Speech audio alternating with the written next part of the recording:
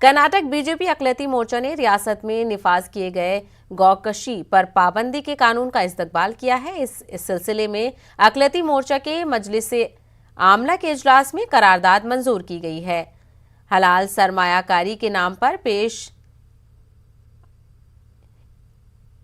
IMM के घोटाले के मुलजमीन को सजा देने और मुतासरीन को इंसाफ दिलाने के लिए भी करारदाद मंजूर की गई है। इस इजलास में बीजेपी अकलेती मोर्चा के सीनियर लीडरान अब्दुल अजीम और अनवर मानपाड़ी ने शिरकत नहीं की।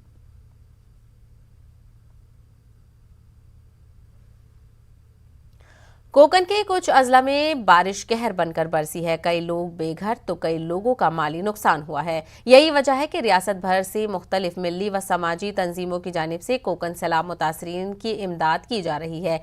इसी तरह हमेशा ही इंसानियत की खिदमत करने के लिए कोशा तंजीम जमीयत-ए-उलमा-ए-हिंद ने जिला अमरावती की जानिब से कोकन सैलाब मुतासरीन के लिए रिलीफ किट जमा की जा रही है। मुसलसल 10 दिनों से जमीयत-ए-उलमा-ए-हिंद के अरकान रिलीफ किट के इंतजाम में लगे हुए हैं, जिसमें रोजमर्रा के इस्तेमाल की जाने वाली जरूरी अशिया के अलावा कंबल, चादर, जानमाज़ें, दवाइयां और कपड़े और नकद रकम शामिल है।